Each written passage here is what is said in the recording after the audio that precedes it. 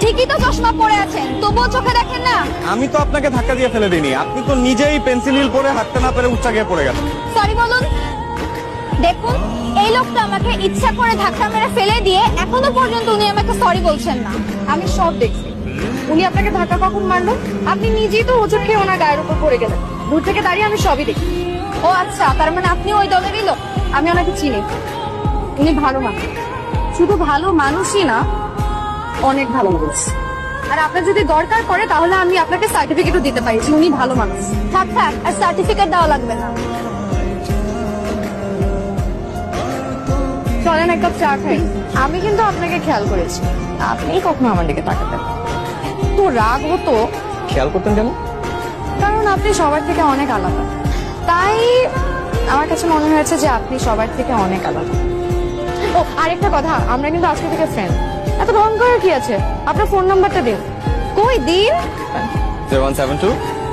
আমি এখন উঠি, আমি আপনাকে ঠিক রাত 11:33:54 আপনাকে কল করবো।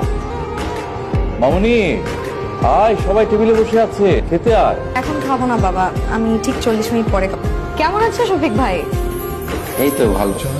তোর তো কোনো খবরই নাই। বয়, একসাথে খাবো। না আজ হবে না শফিক ভাই, আমার ঠিক 11:33:54 একটা কল শিডিউল করা আছে। আচ্ছা বাবা। কে? আমি ভাবি। ভাবি? এখন না, 20 মিনিট পরে। কি শুরু হচ্ছে? তুই এক্ষুনি বের হ, জরুরি কাজ আছে, তোর ভাই ডাকে।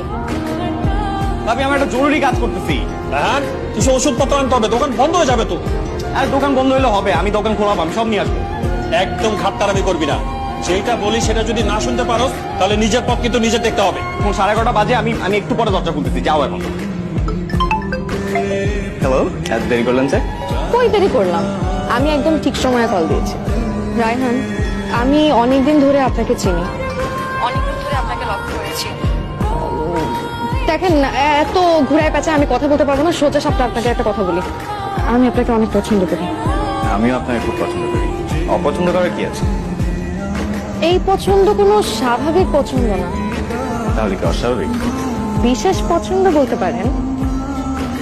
যেমন সুলতান মামার দোকানে দুশো চা আপনার বিশেষ পছন্দ, তেমন বিশেষ। সুলতান মামার দোকানের চা আমার পছন্দ, সেটাও আপনি জানেন?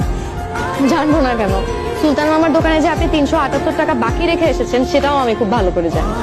কি আশ্চর্য, আপনি আমার এত খোঁজ খবর নিয়েছেন। আপনি তো বিশেষ, তাই আপনি খাওয়াবেন দুশোর চা। যদিও আমি চা পছন্দ করি না তেমন একটা, বাট আপনার সাথে দাঁড়িয়ে যদি এক কাপ চা খাওয়া যায় তাহলে আমার কোনো অসুবিধা নেই। অবশ্যই খাও। আমাকে নির্লজ্জ ভাববেন না প্লিজ। আপনি আমার বিষয়ে খোঁজ লাগিয়ে দেখতে পারেন। আমি আমার কাজিন শফিক ভাই ছাড়া কোনো ছেলের সাথে কথা বলি না, কিন্তু আপনার বিষয়ে কিভাবে যে এত নির্লজ্জ হয়ে গেলাম আমি নিজেও জানি না। কি বলছেন? একদম ঠিক আছে।